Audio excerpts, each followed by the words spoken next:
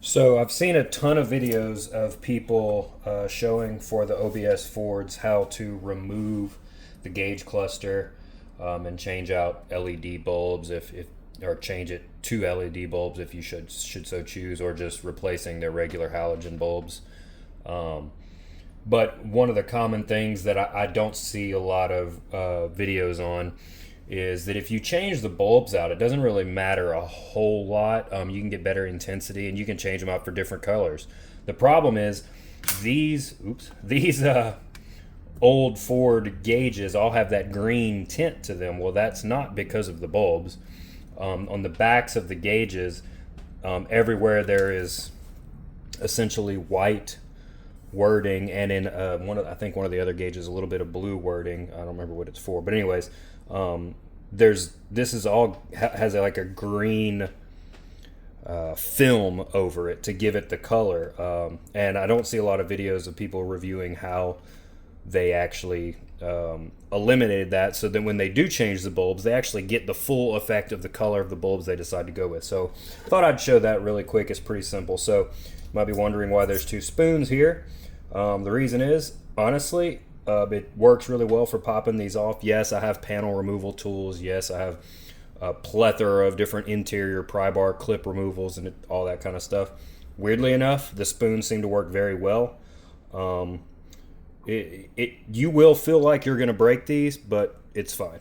So you get two spoons, and essentially you want to put them up under the needle, and it applies even pressure, and I guess that's why they work so well. Just like that, they come off. Now this is an old gauge anyways. I had to replace the voltmeter, so I bought a new gauge. So this was a good example I could use to show it.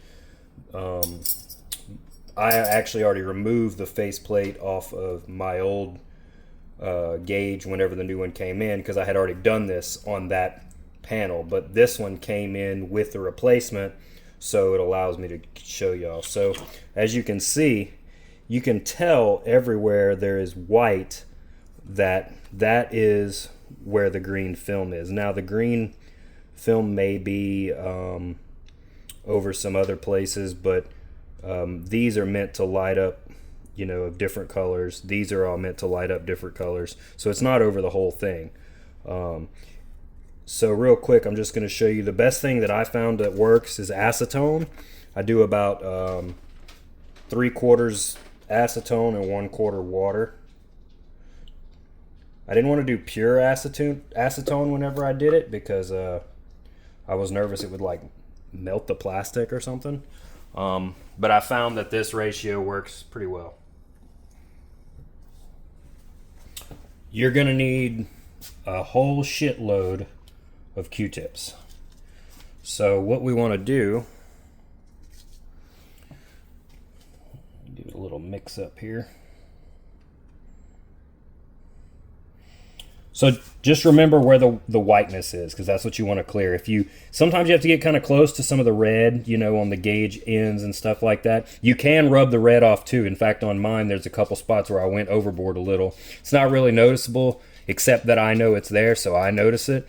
But just be careful and be advised that you can rub off everything if you're not careful. So it's actually really why this works so well, this acetone. So 18 to 8, the entire gauge section.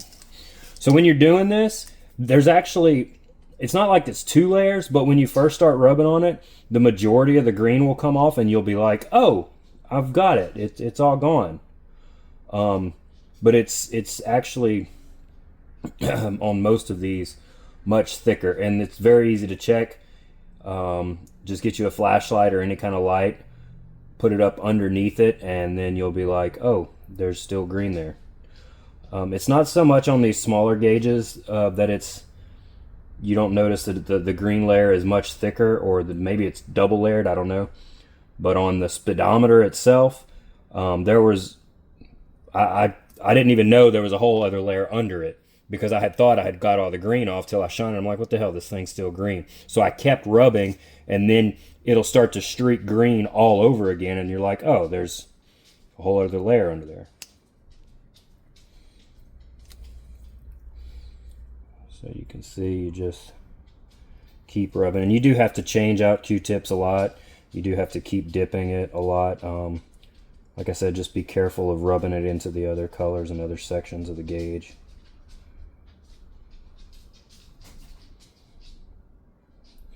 And that's it. So you can see the 18 is now clear. You can see the white there, and then you can actually see where the real green starts. I'm not going to do this whole thing, just to give y'all an example. So like on the fuel gauge, you don't have to worry about the lettering, but on the fuel gauge, that one's red. So, but this one over here on the full side is white. So you do that. Just look back and forth, make sure you know what you're actually rubbing off. And then once you're done, shine a light through it. You'll be able to see the difference, and then you know, hey, I got it all.